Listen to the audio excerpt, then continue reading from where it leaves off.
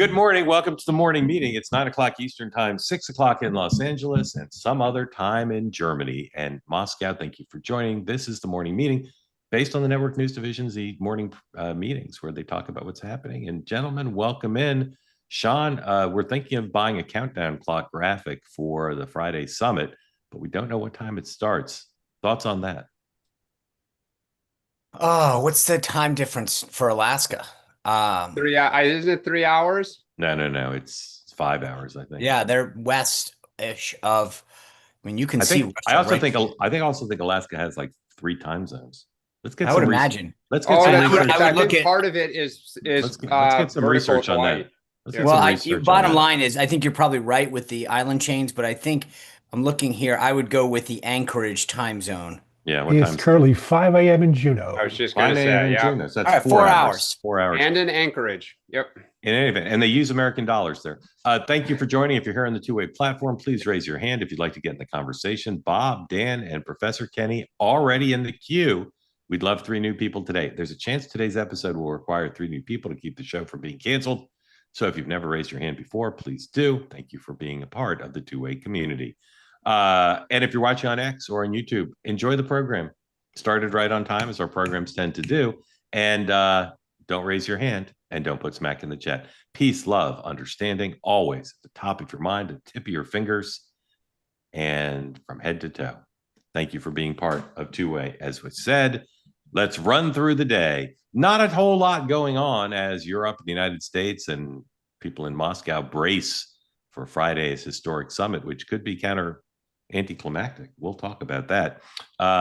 White House pool today, the new media pool, the Washington Reporter. The Washington Reporter is an organization started by a couple of Republican Hill aides who said, why can't we get in the media business? How hard could it be? Sean, how's the Washington Reporter doing? Well, I had Matthew Foldy on my show the other day. He's always spirited and fun, so I think it's doing just fine. Yeah, they had a vision for leveraging their contacts on the Hill to make it more able to report what's going on with Republicans, particularly on Capitol Hill, but also in the administration. And I don't know if they have had the new media seat before, but they do today. He has been. Matthew has been the pool reporter a couple times on trips. So, yeah. Okay. The president's got nothing on his public schedule after yesterday's marathon press conference, but 1 p.m., Karoline Leavitt is briefing, and we'll talk about Karoline in just a moment. Vice President remains in England on holiday/workaday. House and Senate out still till September 2nd. Mike Johnson in one of America's most beautiful places today, Jackson Hole, Wyoming. You guys fans of Jackson Hole? I'm going to admit I've never been. It's on my list. Never been. One of my favorite places. Same thing. I've always wanted to go. You guys have never been there? Whoa. I've been there several times. It's really one I'm of the actually surprised Dan hasn't been there. It's a fabulous, like a lot of fundraisers happen there. Yeah. And I figured that would have been on the circuit. I've always wanted to go because I love that. It's a great place. In the summertime. Yep. If you go, I recommend Bubby's for lunch. Bubby's. Or maybe it's called Bubba's. Bubba's. By the way, and almost every Republican lobbyist I know is there right now, too. Yes. Yeah. Anyway, to retreat today, the chair of the Homeland Security Committee, Mr.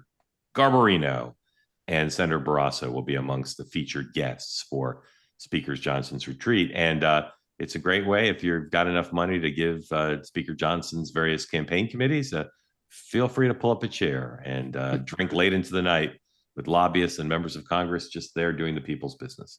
All right, we're going to start with the economy because just a few moments ago, technically 34 minutes ago, the Consumer Price Index came out, and it's about what people expected, maybe a little bit lowered, 2.7 annually for July, less than expected amidst the tariff worries. Now, I think one of the biggest questions in America, and I could say American politics, but it's really in America. We've talked about it here. We're in back to school time. Then we got Halloween and Thanksgiving and Christmas. What's up with prices? And the data on that is mixed. Here is what my friend Chris Allison, who lives in Pittsburgh and knows a lot about economics. Here's what he sent me this morning. We ate supper at our favorite family restaurant last night. It boasts a scratch kitchen.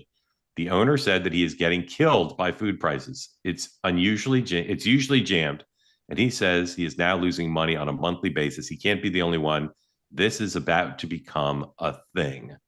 So I hear I hear mixed from big businesses, from Fortune 500 companies, small people who I talk, small business owners I talk to. Some say what Chris is saying, which is it's already a problem and people feel it's getting worse. And some people dissent from that point of view and say the tariff situation is being managed expertly. Sean, is inflation a demon that's about to bite the head off of the Trump administration, or is it safely under control? I don't know that I would say it's safely under control, but I don't think it, I mean, it's not transitory as it was, we were told under the Biden administration. Look, it obviously is something you have to watch and monitor, but so far, I think we're in a good place. And the bottom line is, I find it rich that for 4 years, we were gaslit about the issue of inflation. And suddenly now, once again, the experts, I mean, frankly, let's be blunt, the experts suck. They said today, and even in Playbook and all these non-expert people, we expect a report that will show month after month. They claim that we expect a report that says everything sucks, and it doesn't. And then they explain why, well, it's just going to be another month until it sucks. So I just have gotten tired of this. I feel like people are rooting for the economy to tank because they don't like Trump's policies. The bottom line is, I think things are in a pretty good place.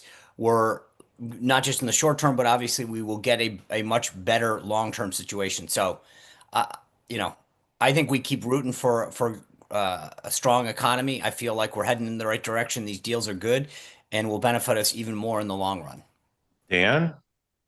I'm wondering if Sean's suddenly on team Joe Biden, because boy, did he sound like the Biden team in 2023 and 2024. I mean, this is the whole, look, I don't disagree with what Sean said, to be serious for a second. Statistically, inflation is close to the 2%. It's just been kind of sticky for the last like 2.5 years. They just can't quite get it down to 2%.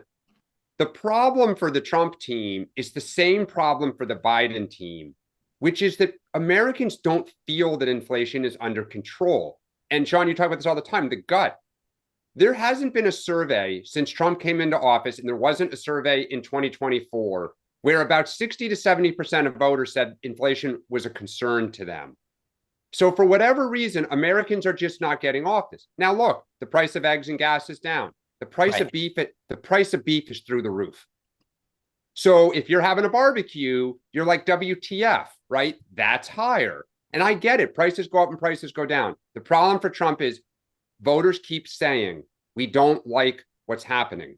You got to try to. I just don't, but you know, to your point, Dan, I noticed this. Like I will shop around for gas just because I'm cheap by nature, and it was $2.93 the other day. It's down a few pennies, right? So I was kind of like, cool, good day to fill up. The eggs, stuff, the staples that you buy. I get it. If you love a good steak, and I do, you see it, and you might go from prime to choice or something like that. But the bottom line is, I'm in the market enough where I go and pick up stuff. I don't think, to your point, in Biden, eggs, things that you would actually buy, a gallon of milk, you go, holy smokes, it's sticker shock.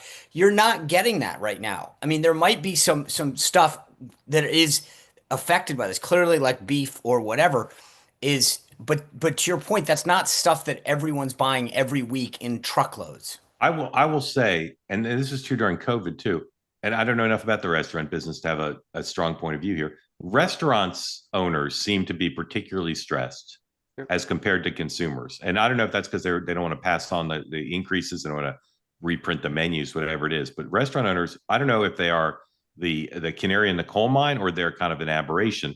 I will say this. We all know there's a truism that's actually true. Presidents get too much credit when the economy does well, too much blame when it goes poorly. But there are clearly things the federal government can and does do that could affect inflation. We saw the Biden policies, even Larry Summers and others concede the Biden policies contributed somewhat to inflation. There were other factors. Here's a premise. Dan, you first.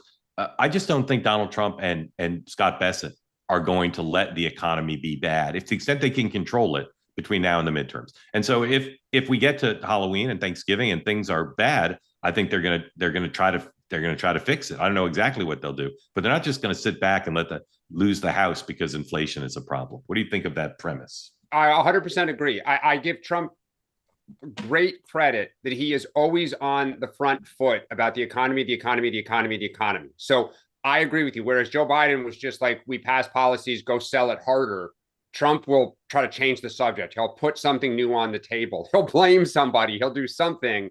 So I agree with you, Mark. Sean. Agreed. Okay.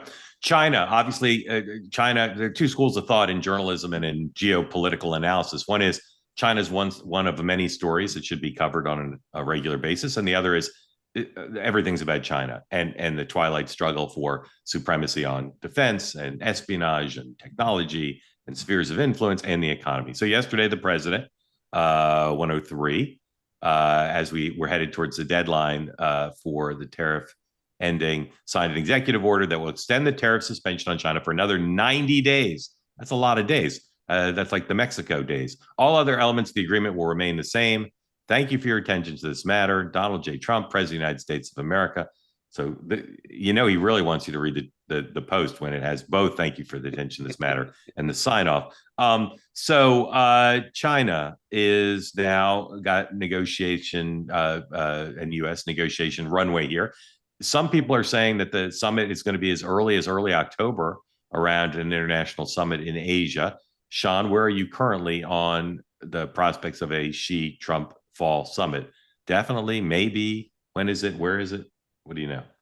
I was pushing for, I strongly believe there would have been one by August. So I think it's just imminent. It's a question of ironing out the details. The White House also putting out a little bit of the contours of what was agreed to in Sweden, reaffirming some of the Yep.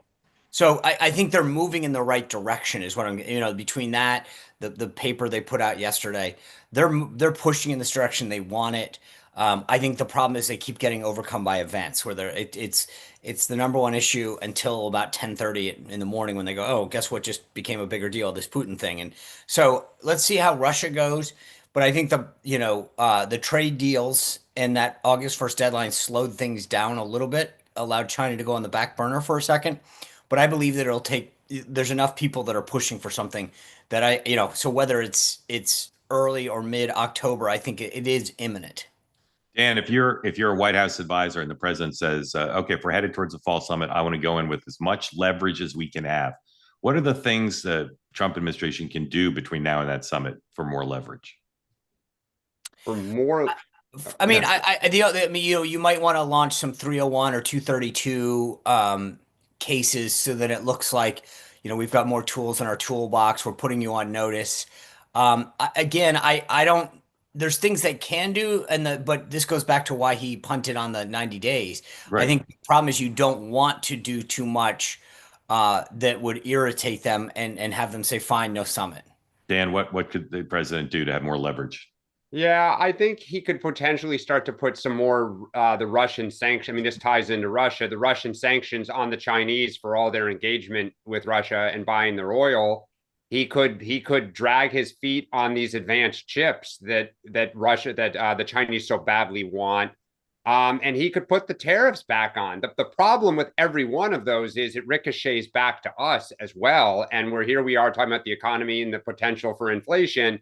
So any leverage we have carries great risk as we head into Thanksgiving and Christmas for Trump. I think he just wants it. And I think we talk about the economy. This would be something else for him to say now. Give me some time. We just had a great deal with China. It's got to kick in. The big, beautiful bill's got it. It's just more cards to play. Right. Yeah, but you're right. There is the economic blowback that we would face, but I also think there's this dual-headed storm. You've got the economic repercussions, and then you've got the diplomatic fallout, and that's what's keeping them at bay. Yep. All right. The only real developments that I see significant on anticipating Friday's Putin-Trump meeting. We still are expecting tomorrow, Wednesday, for the president to meet with the Europeans to pregame. Was the president's remarks really lowering expectations about what might occur? Here he is at his press conference yesterday. One of the many things he said about the meeting on 105, please. Well, we're going to have a meeting with Vladimir Putin, and at the end of that meeting, probably in the first 2 minutes, I'll know exactly whether or not a deal can be made. How will you know that? Because that's what I do. I make deals. So for the uninitiated, a normal summit takes a long time to plan, and the staff develops a pre-cooked list of so-called deliverables so that the international media and expectations don't all gather in some big international city and then nothing happens. They want something out of it. The president suggested that he could walk in. Putin could say, "Hey, I want to be president of Ukraine," and the president could walk out. So that wouldn't be great for all the people who spend money flying to Alaska. I'm still thinking of going. So here's the question, gentlemen: what odds would you put on the notion that Zelensky doesn't come, Trump and Putin meet for 5 minutes, Putin's a jerk, Trump storms out, and that's it? You think that's greater than 20% chance based on what the president said yesterday, Sean? So the odds that Zelensky doesn't come. No. I'm saying let's stipulate Zelensky's not coming. Trump walks into the room with Putin. What are the odds that it's a very short meeting and Trump says, Putin was a jerk. He's not being reasonable. I'm going home. Is that to me? I'll flip my cards. I think based on what the president said yesterday and based on Putin, I think there's like a 30% chance that's what happens. I'll go higher. I'd say it's probably closer to 40. Wow. I could be convinced to go to 50. Yeah. Dan, do you think this is now right in the possibility? No, I think it's like 5, 10. I think Trump is going to try to charm and schmooze and come out with something. And I think Putin is smart enough to play along because it flips the game back to Zelensky, right? Putin will give something small that Trump will turn into a mountain and say, I got something. Putin's serious. We're making, God darn it, Ukraine. Now you got to get, and Putin will love it. He'll keep lobbing bombs. He'll keep hold on. Do either of you think there'll be a joint press conference? Yes. No.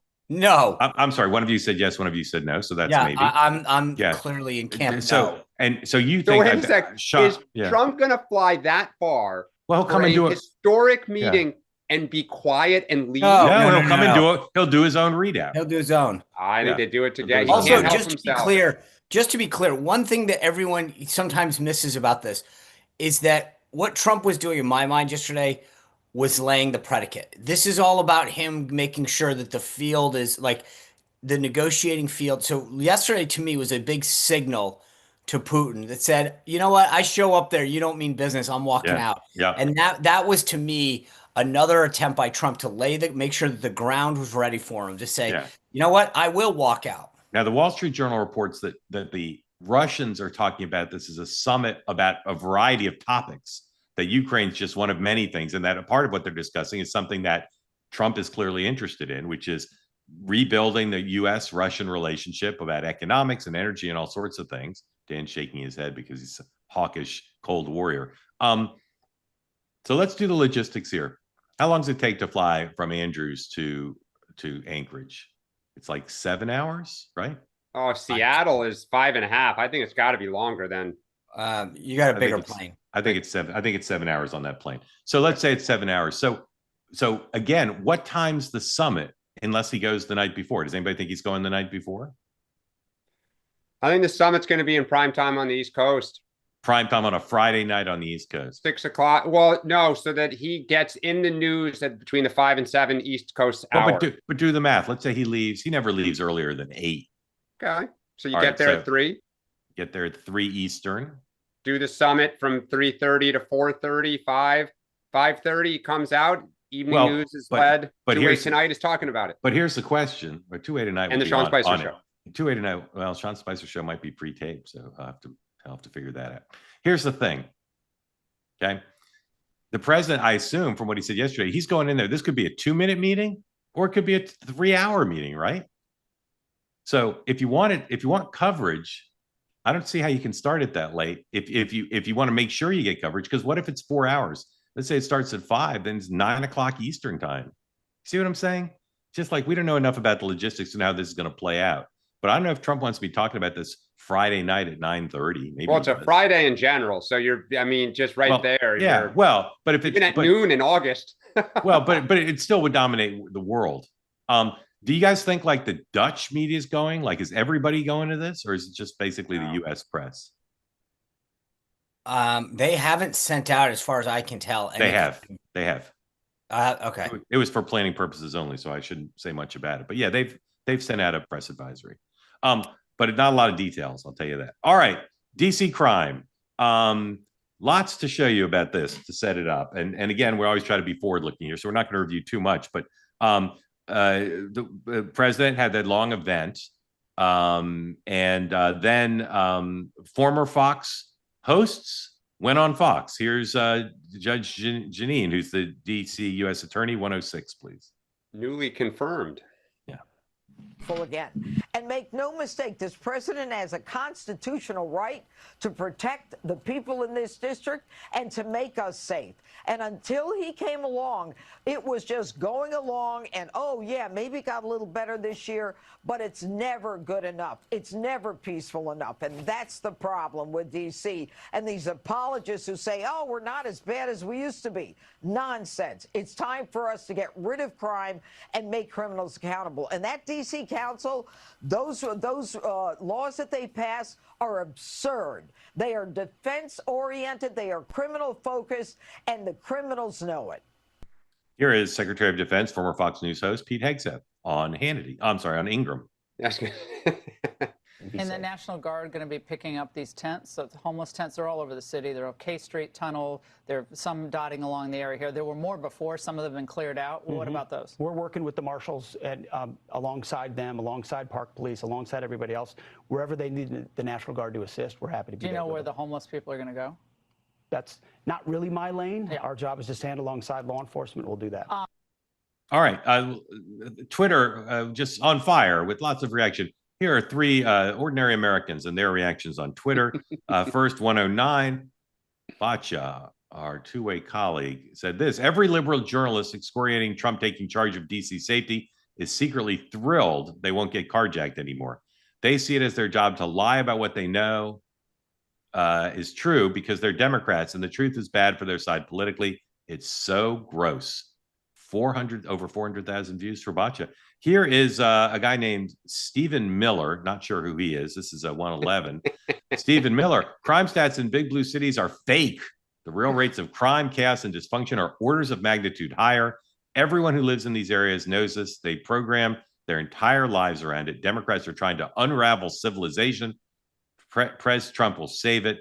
This Miller kid may have a future in something. And finally, Dan from New York tweeted this: sometimes I shake my head at Trump. Why not just say that while crime is statistically down in DC, many residents feel unsettled, afraid to walk at night, afraid of carjacking, robberies, mugging, etc. That is the view of many people I know, from Tenleytown to DuPont to Shaw to Cap One Arena to Noma to Capitol Hill to Navy Yards and Nats Park. Painting DC as Mogadishu is absurd. This Dan, who happens to be our Dan Turrentine, apparently doesn't know a lot of people in Southeast or Southwest. I could have kept going. Yes. In any event, that's what that's what the reaction is. So we talked about this yesterday. I want to try to just push forward here. The mayor of New York City, unlike most Democrats with the national of DC, unlike most Democrats with the national platform, she basically said, I can't stop this. And she did say maybe this is a good thing to have more of a presence on the street. So Dan, I understand you're flicking at Trump and saying, like, why overstate it? Why just say people don't like the situation? It's our capital. Let's clean it up. But just take away people's views of Trump's motive, take away Trump's overstatement of the stats, whatever. Isn't it just a good idea to not have all this stuff happening in the nation's capital? And couldn't Democrats just say, yeah, let's work together to make this work, rather than all their reactions, which are much more negative? Yeah, and in fact, I'll add, Mark, that the police union chief came out in DC and applauded this and said it was welcome news. If I were a Democrat running in 2028, I would push Trump closer to the sun and say this is insufficient. And what I mean by that is, you're right, Mark. It is most of the journalists that are on there now on X posting about how terrible this is. When I call and just say, like, hey, how you doing? How's your family? Like, how's the new house you bought on Capitol Hill or whatever? They will say, DC is not the same anymore. Like, it is unsafe. As a party, what I would do is say, look, I'm going to introduce legislation for 100,000 new police officers paid for with tariff revenue. This is a problem in New Orleans, in Memphis, in St. Louis, red cities, blue cities. Americans don't feel safe. The last 6 or 7 years, for whatever reason, COVID, etc., crime has kind of come back to where it was in the 80s and stuff, where people who live in cities don't feel very safe anymore. We should embrace that. We should be on the side of common sense. And I think I would say, great, I expect now, Trump, you ought to send it into New Orleans, which is having another crime wave. Yep. right? Like I would try to go on offense and outflank him because look, he's pulling the FBI off on stuff like immigration enforcement. So it's a twofer to kind of hit him, make him be insufficient, and try to get back on offense on crime and safety. Yeah. Sean, I know you made this point yesterday, but it's just so important and you're so qualified to make it. I know the president always has political motives, and I know, he said a bunch of stuff yesterday that anyone should rather he not, but he really does feel motivated by driving around DC and seeing homeless encampments and saying, why should tourists from around the country and the world come to Washington and not only feel unsafe, but have to navigate? It's just a disgrace. It's my hometown. It's awful. It's a disgrace, and it's been a disgrace. There have been better times and worse times, but it's been a disgrace. But just please tell everybody again what you think is motivating the president. Yeah, I mean, when he drives around, and remember, when you motorcade, he's going out to his golf course. Say what you will, but the bottom line is he sees this thing. He sees the homelessness. He sees the graffiti. He hears the anecdotes. He hears people getting attacked. If you stand in Freedom Plaza at 14th in Pennsylvania, it smells disgusting. It looks disgusting, and it's scary, right? There is, and that's right a block outside of the, where Old Ebbitt Grill is, right next to the Treasury Department. That's DC today. So 5 points from yesterday. One, I think it was impressive to see the whole of government response. You had Doug Burgum there talking about the Park Police, the National Guard, the U.S. Attorney and Jeanine Pirro. They, again, whether you agree or disagree, this is so different from Trump 1. Trump won. It was a one-off. I'm making an announcement. I'm doing this. Yesterday showed that this was a coordinated whole of government response where they had really thought out the processes, the policies, the DC home rule, how much they, it showed how different this term is than the first term. The second, and this is to Stephen's point, talk to a cop, listen to what Jeanine said. The bottom line is stats, whatever you want. I mean, to me, crime stats are completely ridiculous these days because cops aren't enforcing the law. They're told not to. Prosecutors won't prosecute people. So the bottom line is when you look, I had someone tell me the other day, they literally were watching someone threaten another individual. They turned around and a cop was watching, and the cop looked at him and said, "Sorry, there's nothing I can do." Right? This is the state of policing today. We have told cops, don't pursue these people, don't do anything. We've told prosecutors, you're not going to prosecute them or you'll let them off. So the statistics are a joke. Stephen is right about that. 3, to Dan's point, I challenge any one of these liberal Democrats to give up their security detail and pick a neighborhood in DC after dark that they want to walk in.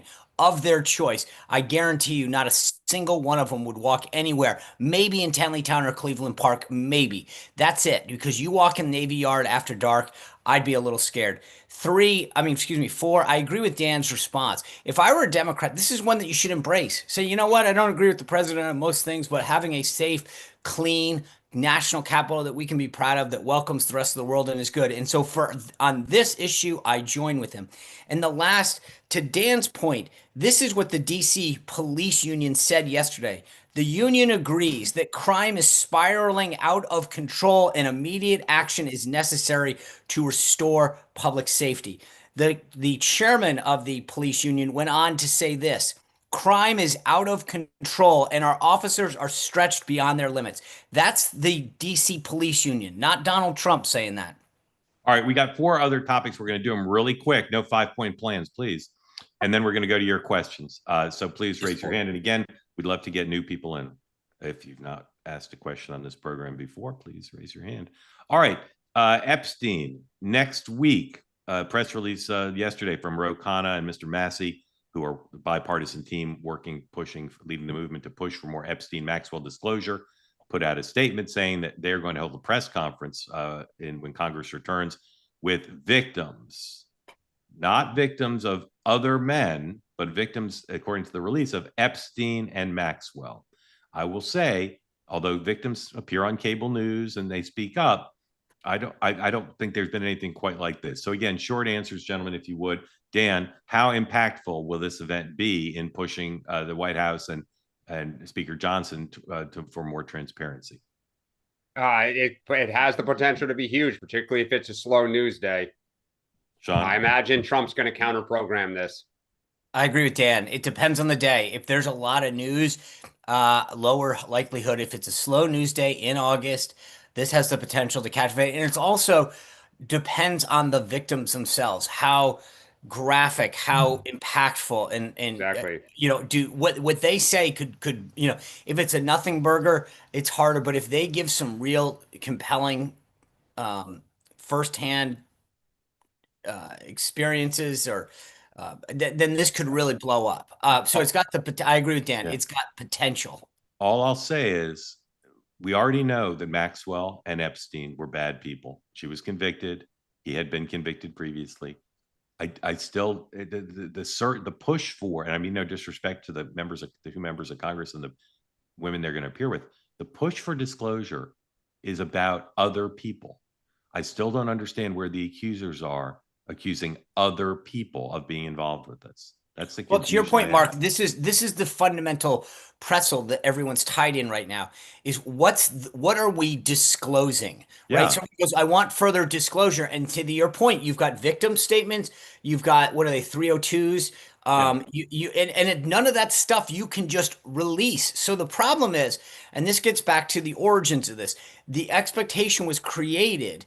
And people said, "Great, show it to me." And then you go, "But we can't." And they are fundamentally tied in the same pretzel. But again, why aren't there victims appearing at this press conference and making accusations against other men? That's well. But what if Maxwell's pardoned between now and then? I mean, this it does have the potential. I also think, Mark, it's one thing to read in the newspaper about allegations. It's another thing when a person looks in the camera. Well, Dan, I agree. But according to the press release, the allegations going to be making are against Maxwell and Epstein. Yep. And my understanding of the whole push for disclosure is there are powerful men who haven't been held accountable. So well, accusing them I mean, look, you got to be really careful. If you go at somebody like that, they're not. I understand. But if the whole premise is we need disclosure about other powerful men who are getting away with what they did, it doesn't sound to me from what they said that these women will be making that accusation. Right. And I keep asking the question, why not?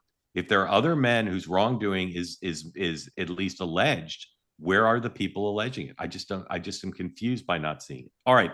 Karoline Leavitt is briefing today. And I was struck during the Biden administration at how relatively open some Democrats were willing to criticize Joe Biden's press secretary. And I'm surprised in this administration, I hear from a lot of Democrats who say she's doing a good job. And so my question for you, Dan, first, and Sean, is, again, briefly, if you can, what is it about? I don't want to hear about her background. What is it about her performance at the podium that people are saying is strong? What are the elements of her performance that people say is strong? Just cool, calm, and sharp. I mean, she presents well. She speaks well. She's on message. She can deliver a zinger in a crisp way. She doesn't kind of, bloviate and go on and on. She's just cool, calm, and crisp. I'm super impressed. She's very good at her job. Yeah. Sean, except for the fact that she's Spicer-esque, what would you say are the elements? I think the number one thing, I mean, I agree with Dan's assessment, but I would say the one thing that she has more than anything is a strong relationship with the president. You can tell when she walks out there, she'll note it sometimes, and I know it for a fact, that she is talking to him, getting the latest. She knows her red lines. She does a really good job of staying between the guardrails. This is what the president said. This is what he believes, or I'll get back to you. She colors within the lines really well, and she has a strong relationship with the president, and she knows what to say and what not to. I'll add one thing also to you guys, I think, said it so well. She's up on the news. I've dealt with press secretaries who really aren't up on the news because they're going to meetings, whatever, and they just don't keep themselves informed. Karoline is just a voracious consumer of information and the latest. Here is, I'll give you an example of what I mean. Here's one other thing. Yeah. Well, here's Heather Cox Richardson, 112, from her newsletter. And she's writing about the president's event yesterday. Okay. People mistake Donald Trump for being only appealing to the MAGA base. I think it's literally probably the biggest mistake Trump's critics and opponents have made, which is he's doing a lot of stuff that appeals way more than the MAGA base. So here's Heather Cox Richardson. Trump's performance at the press conference, this is yesterday, an event for which his handlers would have made sure he was at the top of his game, made it clear that his mental deterioration is moving rapidly, which is something you hear from the left constantly these days. He let Secretary of Defense Pete Hegseth, Pam Bondi, Kash Patel explain the actual plan, taking the microphone himself to describe a fake world in which he plays the role of hero, solving 5 wars, creating a booming economy, solving the border security others couldn't, protecting Americans from a hellscape that exists only in his rhetoric. All I'll say is Karoline Leavitt reads stuff like that and sees a buffet, a smorgasbord of possibilities to put the left on defense. And she just got an incredible instinct for doing that, which is again different than going to the podium, as some press secretaries have done, trying not to make mistakes, trying to just get through the briefing without creating any news or creating any problems. She is on offense, and the left is giving her every day material to work with. Yeah, well, the funny part about it is Heather Cox Richardson is proof that pot is legal in DC, because the idea that that's not that I thought yesterday was brilliantly orchestrated. It showed this whole of government approach to deterring crime, addressing the homelessness issue. I thought it was brilliant. They talked about the prosecution. So the idea that that's somehow equivocating to mental, it's the opposite. It was brilliantly orchestrated. Yeah, I mean, that I agree with you, although, people can have different views on that. But Heather Cox Richardson says the delusion that Trump has controlled the border as if everyone else could. I mean, Heather Cox Richardson, president, had 4 years to do it and didn't. In any event, well, can I just add, Mark, one thing I was going to say about Karoline Leavitt? My sense is she has fun doing the job, and a lot of press secretaries, Sean, you can speak to this way better than I can. After a couple months are ground down, it becomes joyless. Like I get the sense she loves going to work every day. All right, two more real quick. We're not going to read you the tweets going back between Laura Loomer and Marjorie Taylor Greene, but if you haven't read them, they reflect a new level. I won't tell you if it's high or low, between two MAGA combatants. You talked about like Elon Musk versus like Steve Bannon or Roger Stone versus whoever. This is quite something, and it reminded me of a theory that I've been working on, and I've mentioned it before, I think, which is MAGA has an extraordinary tolerance for gladiatorial combat, intra-MAGA gladiatorial combat. If this happened on the left, Dan, I think people's heads would be exploding, but instead, people just like moving on. Thoughts? I don't know if they're moving on. I mean, I think it's not the two of them, but I'm just saying, like, MAGA somehow has this asymmetrical advantage that they can tolerate a level of personal invective that I just don't see it on the left like this. Well, because I agree, and I think there's a very simple reason. We don't have daddy, right? They have dad, which is when Trump weighs in and kind of puts his finger on the scale, or his people say cool it, it tends to back off. I think Trump enjoys this a little bit. I bet he does. Sometimes say cool it, but sometimes he's just enjoying it. But it's just like sport for MAGA. It's like, let's have at it. Sean. Well, again, you can do it because Trump looms over. We have no leader, so like everyone runs in 50 different directions. Yeah. Well, also, I mean, look, well, first of all, I'll just caveat this by, if you choose to read those tweets, please make sure there are no small children in the room. There are and bring a thesaurus. Yeah. And don't maybe, read them at work. Your software may flag it. Also, you might want to bring a biology book it's an anatomical chart. Look, I think you're right. But it's funny how it is a little bit of a sport. You've seen this on several issues where people can go after each other. What I find the most amazing to me is the ability for people to go at it at the highest levels. And then it's sort of like, oh, it's Friday.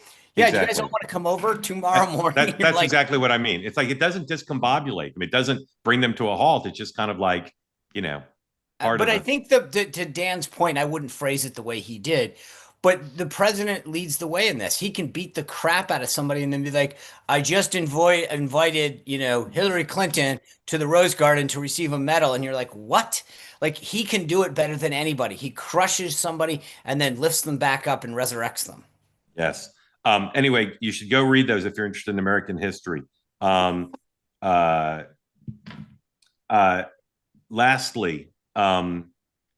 this, gentlemen, I'm going to ask you for a one-word reaction after this plays. It's one of the most important things that's happened in the history of the Republic. Oh, God. 115.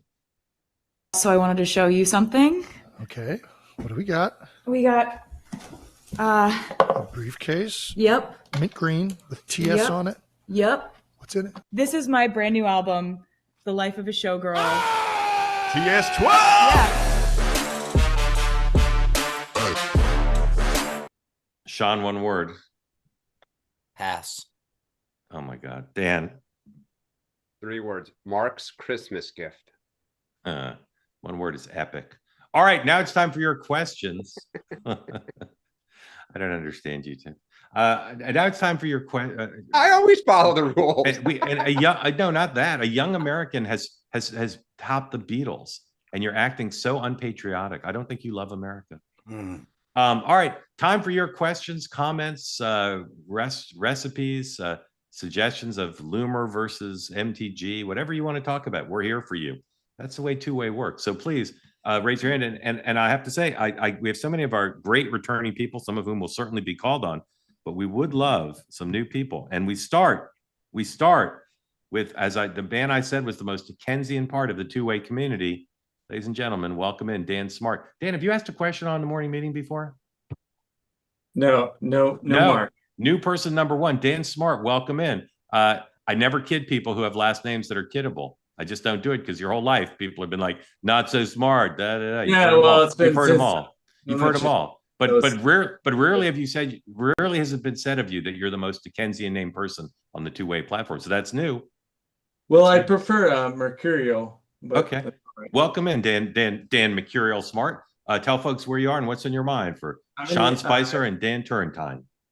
I'm in Yokosuka, Japan, Mark Sama. And I Hajime mashite, dozo yoroshiku. You know, I don't speak Japanese because I work with them. Well, apparently neither does Mark. Why do you not speak Japanese? Because I work with Americans and I don't have to. Man, and everybody there speaks a little bit of English.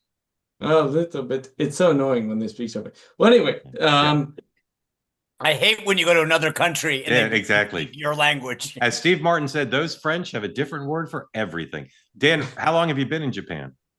I've been here I lived here for like 4 or 5 years, but I've been here for about 3 months. I have 2 questions. Yes, sir. 3. Go to it.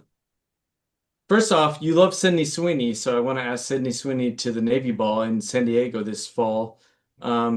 Maybe she'll go out with me, but maybe not. But anyway, I'd say the odds are pretty good. She'll see this clip, and the next thing you know, you'll be buying a corsage. So anyway, you guys talked yesterday about the megacorps, NVIDIA, who are paying 15% for the chips to China.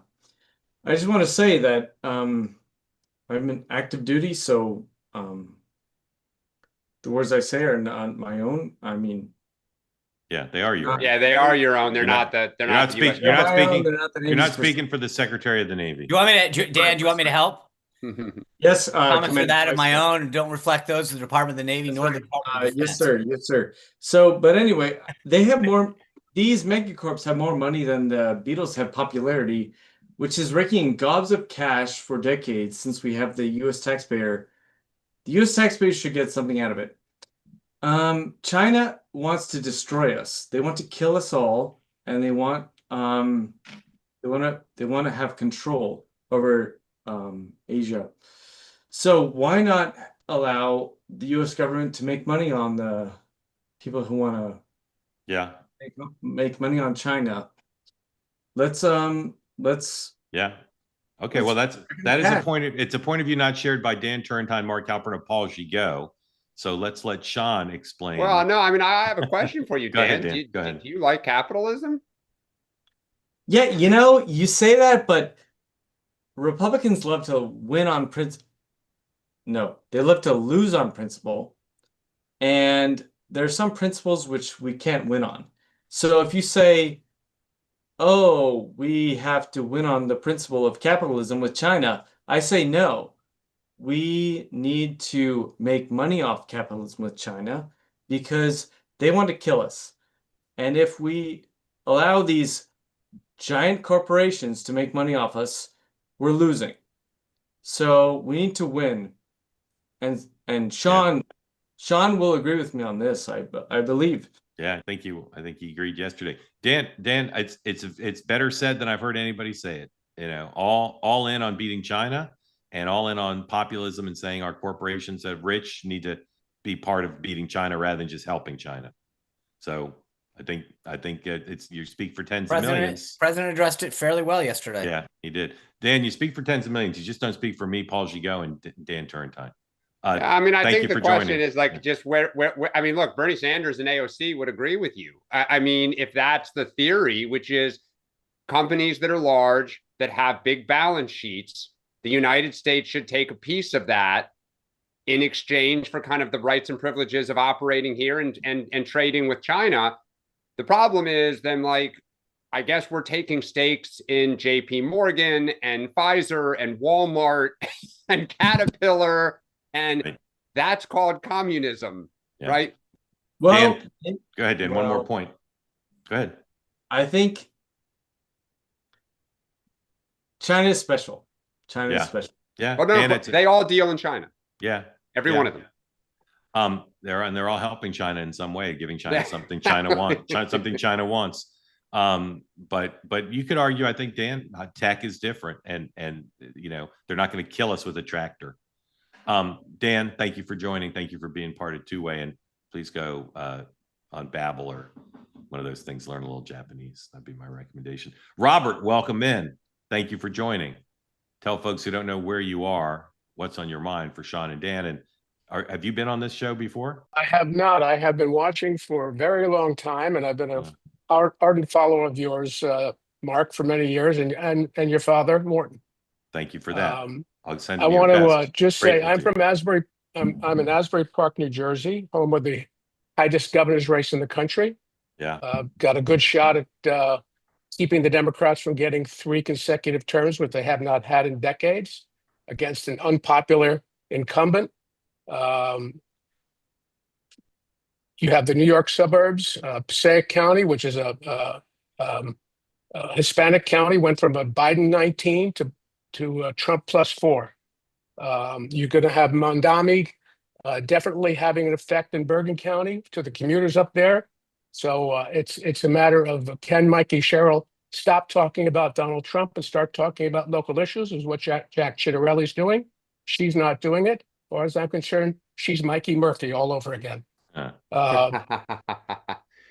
The other issue is very quick hit on energy price, on inflation, energy prices. It's all about energy prices. You get the energy prices down and stabilized, you'll get a good economy. We built our economy over the last 200 years on cheap energy. We've got to get back to that somehow. Go ahead. And I just want to give props to Sean. Sean is the first person in 30 years that has echoed something I've been saying since I lived in the DC area in the first Reagan term through the Marion Barry years. There is nothing sacred about the boundaries of the District of Columbia. They need to be redrawn, and they need to be redrawn to just have the monuments, White House, and give the rest to Maryland. To Maryland. Yeah. No, give it back to Maryland. Just to be clear. Yes, that's what I mean. Was Give it back Maryland, to Maryland. Yeah. Give it back. Yeah, that's the thing, and it takes the Dems' false talking point away. Yeah, absolutely. Would they still get two shadow senators for 12 square votes? No, but they'll actually get a voting person in Congress, which they don't have right now, under the delegate Holmes Morton. Yeah. All right, Robert, thank you for that. Dan, Sean, comments on anything Robert said, including how you'd rate the custard at the Asbury Park boardwalk. Well, I'll say on New Jersey, I look, I think I hope we get some more polling on this race, because I think that I've gotten Lucy with the football syndrome on this one. I get excited about New Jersey every cycle, and then I get disappointed. So I want to see if Jack Ciattarelli can raise the money, can get the support he needs. But, you know, I scarily probably feel better about New Jersey than I do about my own state of Virginia. Yes. And that's concerning. On DC, again, this is something I have been saying forever. I agree with you, Robert. The folks on my side of the aisle need to understand this. Carville said it over the weekend. They've been saying this for years. If given an opportunity where they get a trifecta, both houses of Congress and the presidency, they will make DC a state, and they will have 2 additional U.S. senators for life, because that's how DC votes. If we don't seize this opportunity to do what Virginia had done in 1864, give it back to Maryland, and that takes away this false talking point that there's a voting rights issue. It's the easiest solve in the world. Give it back to Maryland. Dan. One, it's not false that 700,000 people don't have a vote. Like, that's not a false thing. No, That's no, just, no. But my point is, if you care about that, it's much easier to say take back to Maryland. No, I get your point. I get your point. And, you know, someday they may not vote Democratic. On New Jersey, I've said this for a while now. I keep an eye on it. I think even if Mickey Sherrill just ekes out a 2-point victory, a 3-point, that would be huge. I mean, now New Jersey starts looking like it could potentially be in play, you know, given its border state of Pennsylvania, where it's drifting. So I'm keeping an eye. Robert, I agree with you. It's one of those where I wonder, Mickey Sherrill may not do anything wrong per se. The atmosphere just may be the perfect mix for her to potentially not be able to get over the finish line. But I've heard it from Dems every day. There's nervousness up there. Yeah, Robert, thank you. And if the Democrats do lose the race, people are going to point to that huge Trump rally that he did, where in Asbury Park, right? Wasn't it there? No, it wasn't Asbury Park. Oh, no, it was down in the shoreline. Yeah, that's right. But it was like 300,000 people or something. Elizabeth, welcome in. Are you new to this program? I'm an avid listener, but I've never even shown All my right, show thank you. before, so Good kind of news. nervous to be here. Don't be nervous, because the good news, you've saved the show. Three new folks. Thank you for joining. We're grateful to have you be part of the two-way community, and we're interested to know where you are and what's on your mind. Wildwood was where the rally was. Yeah. I live in Kansas City, Missouri. Awesome. By birth, I grew up in New Jersey, outside of New York, so I feel like I kind of understand the East Coast, but I've lived in the Midwest for close to 30 years. Where in Kansas City are you? Brookside area. Yeah. Yeah, so kind of in the heart of like the fun, nice, used to be safe part of the city, and that's part of what prompted me to finally actually try to join the conversation, because you know, with the news with DC yesterday, I'm just so beyond frustrated, because Kansas City is, you know, I feel like what happens on the coasts eventually makes its way to the Midwest. And, you know, I live in an extremely progressive neighborhood in a very liberal city in a very conservative state of Missouri that's gone completely red. So it's like, I feel like, you know, a little bit of split personality in terms of understanding politics, but the city that I live in just is, I mean, it's completely Democrat controlled, very progressive. We have crime that I know, like per capita rivals Chicago, St. Louis. It's one of the top. And yet we have a mayor who is a very nice guy, very likable, but he's just kind of holding court until a representative Democrat, Cleaver, retires, and he's just going to step into that role. So he basically just, you know, doesn't do much of anything, and he's kind of powerless. But and I want to kind of be quick here. That's but okay. we just, doing great. we You're just, doing great. you know, and I follow all like San Francisco and what's, you know, happened in this last election when we had the choice of two prosecutors. Of course, my neighborhood and the whole city went for the most left-leaning progressive one. And it's like, have we not learned anything? And then like, I very, very rarely watch the legacy media or even local news other than for weather and sports. But last night I happened to turn it on. And on the day that we laid to rest a police officer who was shot about 10 days ago, shot and killed, and a 14-year-old girl who was shot in her home during a drive-by shooting over the weekend, that's in the news. Then they go to DC, you know, like giving us the Kansas City perspective, and they just cite that crime is down, so we don't know why Trump needs to take over. There was no nuance to the discussion. It's like, I don't really have a question. It's just a comment. Like, you know, in the Midwest, that's what is anybody. I mean, the only saving grace is that maybe nobody watches the news. Yeah. Because do you feel safe walking around your own neighborhood? I honestly do not. And it's hard to describe what a lovely neighborhood this is. It's old houses, it's walkability. Just about a year ago, this week, at a bar half a mile from my house, a restaurant owner, 6 p.m., taking out the trash, observed his car being broken into, and two teenagers shot and killed him. And, you know, so what used to be the type of thing where, yeah, we'd walk to dinner, I no longer feel like I can walk to dinner. And, you know, people are just kind of in denial. Like that's a headline for a day or two, and then it kind of moves on. And we're really at the point we've had our car stolen, broken into 3 times, and we're really like ready to make the move out of the city, which kills me because I love all that the city has to offer. But it's just that's kind of the point we're at. So Elizabeth, thank you for sharing all that and for being part of Two Way. And I think every one of us can hear in your voice the anguish you feel about having to leave, potentially leaving the neighborhood you love, because it's just not livable anymore. It's just it's just really sad. Yes. And I think that's and I just happen to have personal experience to understand exactly where you are and your neighborhood and that surrounding area. I think this is where sometimes Democrats get frustrated, which is you never hear Trump talk about, well, I'm going to send in federal enforcement to Kansas City or St. Louis. No, actually, that's what's really interesting. So in 2020, during the George Floyd, the riots, we had a lot of riots here. Again, down in Country Club Plaza and stuff. They were mostly, and what's happened to that shopping area, Country Club Plaza, it's where all the protests, whenever there's a protest, it happens. Where they go. 2020, there was crime. Now there's about a 40% vacancy at the stores in this high-end restaurant and entertainment shopping district. And nobody knows what to do, because there's not much to do. But in 2020, there was a crime wave outside of the riots, and Trump did send in National Guard, or I don't know, federal agents. No, it was more like FBI agents. And they were so mad about it in the news. It was awful. Well, lo and behold, they solved a whole bunch of crime that summer. And you had to really go on the alternative news to find out that it had been a success. Yeah. Sean, real quick, just because we've got to end on time, and we'd love to hear from you on all this.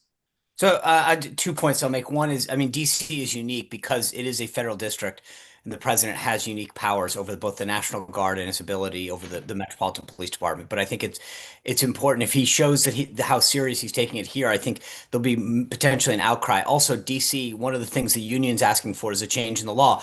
When I was in 1993, my car got stolen when I lived on Capitol Hill. When I called the police, the cop literally walked up to me and said, "I'll leave the guy's name out." He said, "Oh yeah, Kevin probably stole it." I said, "What do you mean Kevin probably stole it?" He goes, "That's what Kevin does. He steals cars." And I go, "And you guys just let this happen?" This is 1993, Marion Barry days. He goes, "Yeah, we can't really do anything to stop it. He just gets back out again, and then he steals again." And they were laughing about it. They're like, "That's what happens." And when you talk to cops, when I was on active duty, I served in a criminal task force, a lot of reservists, intelligence officers who were cops back home throughout the country. I stay in touch with a lot of them. Every single one of them, to a point, the biggest frustration they have is they can't do their job. It's like the Border Patrol under Biden. They can't do what they want. But that's a district attorney issue. Hold on. I'm just saying, I think biggest problem we have right now is the same issue that the Border Patrol face. You have people who've dedicated their lives to protecting communities and can't do their job because the laws are being changed to decriminalize too many things. That's the fundamental problem right now. Thank you, Elizabeth. Thank you for coming on and being part of 2A. And please come back. Please come back. Thank you. Please come back and update us on your community. Really all right, we'll appreciate do. it. Thank you. All right, real quick, 2 big little news items. The president, through social, on Jerome Too Late Powell, called on him to lower rates, and then says, "I am, though, considering allowing a major lawsuit against Powell to proceed because of the horrible and grossly incompetent job he has done." We'll see what that's all about. And briefly this morning, at least for a time, Twitter was unavailable on Safari, we assume, because Elon Musk is mad at Apple. We'll cover this in full on 2A tonight. Sean, what do you have tonight?